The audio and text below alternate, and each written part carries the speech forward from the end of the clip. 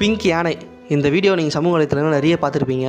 என்னென்னா ஒரு யானை மேலே பிங்க் கலர் பூசுகிற மாதிரி. இது எங்கே எடுக்கப்படுதுன்னா ஜெய்ப்பூர்னாவே பிங்க் சிட்டின்னு சொல்லுவாங்க. அங்கே ஒரு ஃபோட்டோ ஷூட் எடுக்கிறாங்க.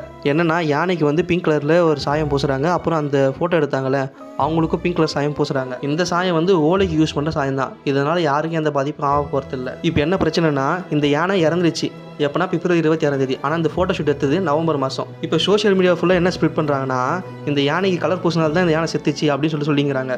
ஆனால் உண்மையிலேயே என்ன நடந்ததுன்னா அந்த யானை வந்து வயசு ஆயிடுச்சுன்னா செத்துது.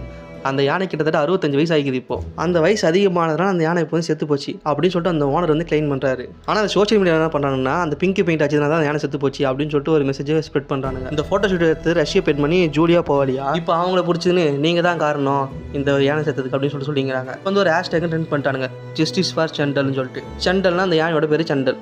சரி ஓகே, அந்த யானையை வச்சு ஃபோட்டோ எடுத்தீங்க, என்னவோ எடுத்தீங்க. இப்போ எவ்வளோ ஏஐ டெக்னாலஜி வந்துச்சு.